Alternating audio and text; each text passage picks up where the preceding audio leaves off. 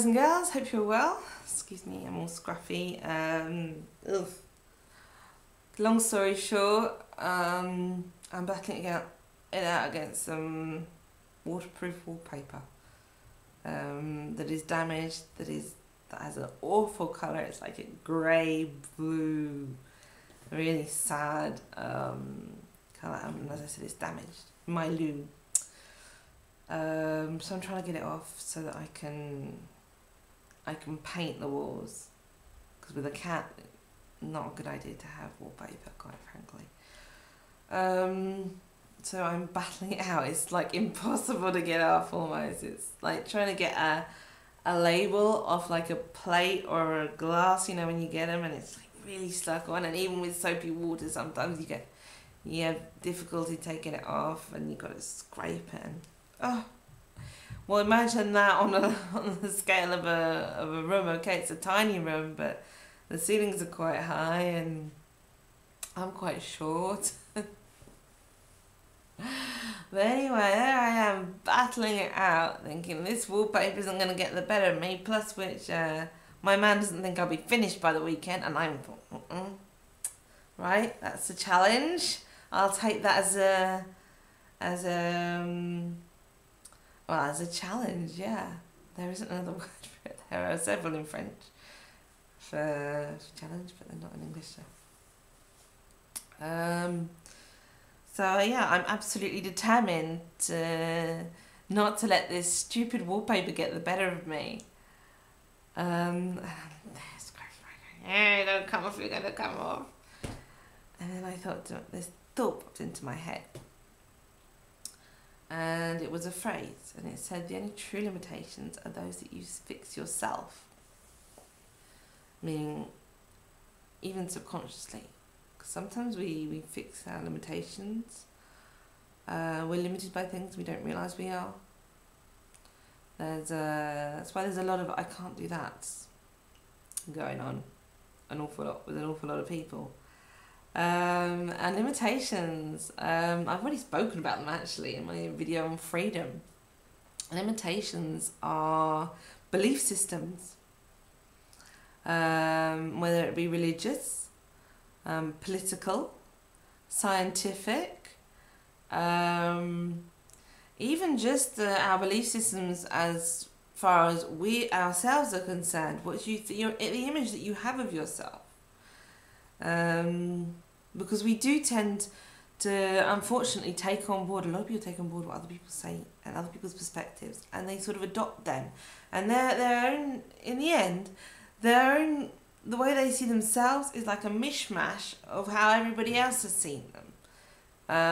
They don't really look at themselves and think, well, what do I think of myself? A lot of people just don't do that. They don't even think to do it, because they think that what other people see is more accurate than what they see. No, I don't agree with that. Nobody knows you better than you know yourself. Come on. I think it stands to reason. I think it's pretty obvious and logical. So that's a belief system as well. And all these belief systems coming from outside, obviously. And that is what the limitations are. That is what is creating these limitations. That is what is making our subconscious fix limitations for us. And once you start trying to free yourself, first of all, you've got to be aware that those things are setting your limits, are limiting you in your way of thinking, and therefore in your way of acting. And really, they're controlling your life. And if you want to be in control of your life, if you want to be truly free, you've got to first acknowledge that those things exist and those things are influencing you. And then you can work on trying to break free from that. Everybody has their own way of doing it, and it can happen overnight, and it can take years. And then another thing popped into my head as well. It was about, yeah, that was it. About people being afraid of freedom. I thought, actually, that's kind of what it is. A lot of people seem to be afraid to be free, because freedom, obviously, it comes with responsibility. I would say sort of two categories of responsibility, excuse me.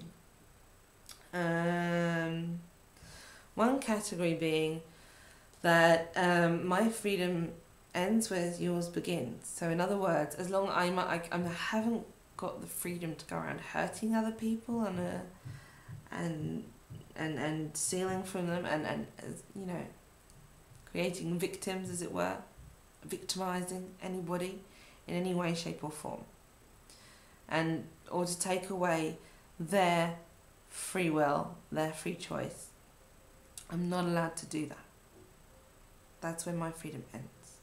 And the responsibility is also the consequences of one's choices, one's acts. Words are something else, because words, you can put them out with one intention, with one meaning behind them, and the receiver can misinterpret that. So that's a whole other communication side of it. It's a whole other thing. But as far as actions and decisions are, yes, we are completely responsible for the consequences of those. And that is unavoidable. That's just the way it works. That's just the deal with freedom. And a lot of people seem to be afraid of the consequences. And you know why? Because the powers that are going away, my new term for it, because, you know, I think it's more accurate. Maybe it's a mouthful, but it's more accurate.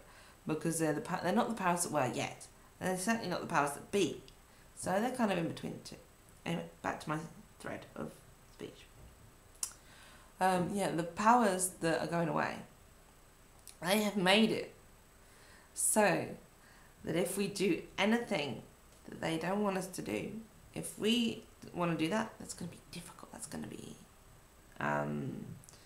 there's going to be suffering. There's going to be resistance. It's going to be hard, and so people are afraid of that. But at the same time, it's, they're manipulating us, because it's natural. It's natural to choose the path of least resistance. That's why we say we haven't got a choice sometimes. When technically we have. Even if somebody's pointing a gun to your head, you have a choice. You have the choice to take the bullet. You can die, or you can do what they say. So it's a choice. So actually, there is a choice. But what we mean by that is that naturally, we're inclined to choose the path of least resistance. And we're inclined to follow that path. And so obviously, the least resistance, least suffering, less fear would be to obey whoever's holding the gun. Okay, I'm choosing an extreme example there, but that's more or less what the powers that are going away have been doing to us, holding a gun to our heads, and other things. Making it really, really difficult to break away from their box, from their framework, their sort of template, their mould for us, for what they want us to be. Once they've done away with the majority of us, what they want the rest of us to be.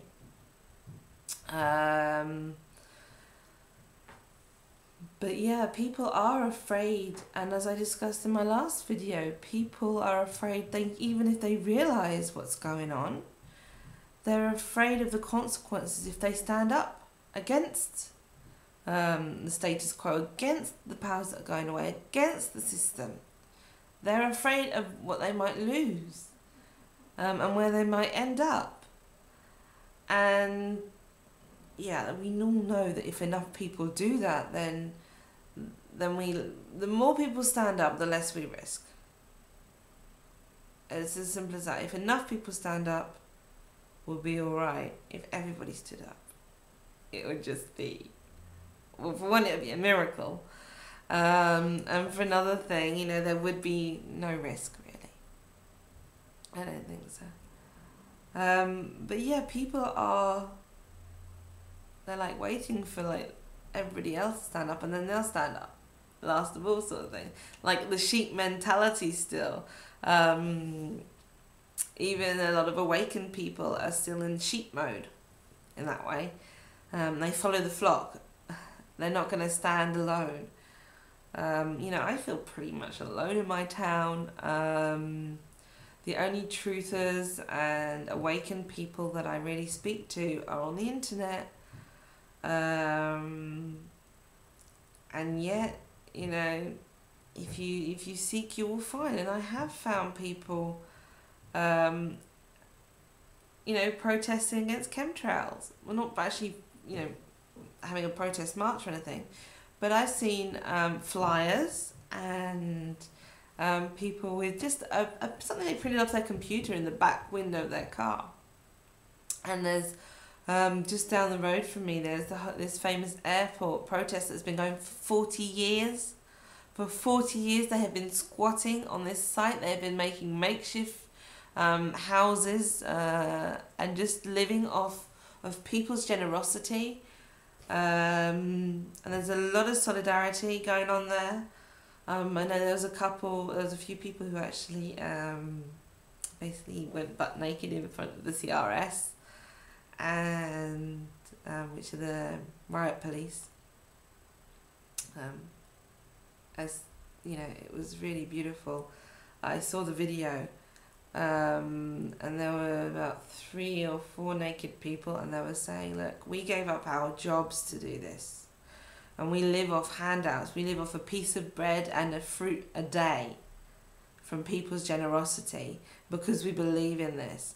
That if just one of you would step away, would pluck up the courage to do what is right instead of worrying about your silly little salary and your silly little job, and come and stand with us. They said, when you do the right thing, people come and they help you and they support you in that. You know, and they're just basically trying to convince just one of them to have the balls to do that, and not one of them budged. And now these people, obviously, oh yeah, they've been taken to court because they were butt naked, and they're not allowed to be butt naked, you know, in the middle of the woods in the middle of nowhere, because the CRS were there. You know, it's like, free country, my arse. Excuse my French. Oh, you know, and the irony is, you know, the motto, the French motto of liberté, égalité, fraternité. I think that's the order. Freedom, equality, and brotherhood. Yeah, that's right. Whatever. It's ironic. I think it's meant to be ironic. At least I hope it's meant to be ironic, because it certainly is. Anyway, that was my little rant. So totally not the video that I wanted to do today. I was thinking more along the lines of this year as a year for action. Because I feel it. It wasn't my New Year's resolution, but I just feel, you know, I am doing things. Okay, it's in my own life for now. But little by little, I'm becoming more and more sort of like synchronize my you know, in sync my actions and my principles, my beliefs, my, you know, who I am on the inside is shining through to the outside. More harmonized, and as I said, becoming more like myself, feeling more like myself, and I think that's part of whether it be a cause or an effect in all of that. I don't know, but I think I've been like rambling on and on and on. I think this video probably makes sense. Again, excuse my messy appearance. As I said, I'm in the middle of DIY decorating. So, anywho, for now, my lovelies, take care of yourselves, be good to each other, and I love you. Mwah.